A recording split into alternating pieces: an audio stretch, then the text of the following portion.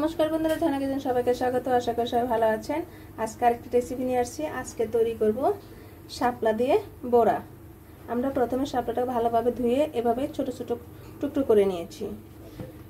আর আমাদের লাগছে এখানে 1 চা চামচ পরিমাণের মতো লঙ্কার গুঁড়ো, আধা চা চামচ পরিমাণের মতো হলুদ এবং ধনিয়ার গুঁড়ো। আর আমরা মাঝারি সাইজের একটি বাটি দিয়ে 1 বাটি চালের গুঁড়ো নিয়েছি। আপনারা চাইলে চালের গুঁড়ো না থাকলে বেসন অথবা আটা দিয়েও তৈরি করে নিতে পারেন। প্রথমে আমরা শাপলাটাকে লবণ দিয়ে ভালোভাবে মাখিয়ে নিতে হবে। আপনারা অবশ্যই এভাবে লবণ দিয়ে হাত দিয়ে ভালোভাবে দিতে হবে, যাতে শাপলাটা নরম হবে এবং চালের গুঁড়ো সহজে মিশে যাবে। মুচমুচে বড়া গরম ভাতের সাথে এবং বিকালে নাস্তা হিসেবেও খেতে পারেন। প্লিজ বন্ধুরা, এখনো যারা সাবস্ক্রাইব করেনি তারা একটি সাবস্ক্রাইব করে দিবেন এবং একটি লাইক করে দিবেন। আপনারা আমার পাশে থাকবেন। নতুন নতুন রেসিপি নিয়ে আপনাদের সামনে হাজির হব। আমরা 1 থেকে 2 মিনিটের মতো এভাবে লবণ দিয়ে ভালোভাবে কষিয়ে নিব হাত দিয়ে। আমাদের দেখেন শাপলাগুলো কতটা নরম হয়ে গিয়েছে। এখন আমরা চালের গুঁড়োটা দিয়ে দিব। আমরা পুরোটা দিব না, যদি লাগে পুরোটা দিব। প্রথমে আমরা মেখে নিব এভাবে। এখানে আমরা লঙ্কার গুঁড়ো, হলুদ এবং ধনিয়ার গুঁড়ো দিয়ে দিব। আপনারা ঝাল যদি বেশি পছন্দ করেন ঝালটা বাড়িয়ে কমে দিয়ে দিবেন।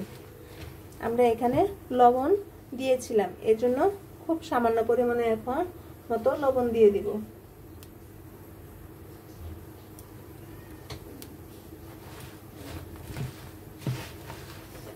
এখন ভালোভাবে মাখিয়ে নিতে। একটু শক্ত মনে হচ্ছে, এজন্য একটু জল, খুব সামান্য পরিমাণের মতো একটু জল দিয়ে দিব। আমরা জল একবারে বেশি করে দিব না, অল্প একটু করে জল দিয়ে দিব, কারণ শাপলাতে এমনি একটু জল ওঠে। অল্প অল্প পরিমাণের মতো আমরা জল দিয়ে দেব।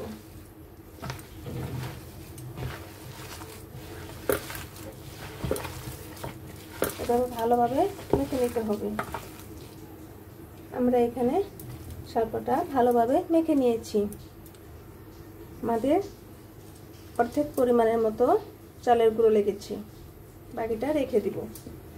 ঠিক এরকম করে নিতে হবে। এখন আমরা তেলে ভেজে নিব। আমাদের কড়াইটা গরম হয়ে গিয়েছে। এখন আমরা ঠিক এরকম খুব অল্প পরিমাণের মতো তেল দিয়ে দিব। এখন ছোট ছোট আকারে এভাবে গোল গোল করে দিয়ে দিব।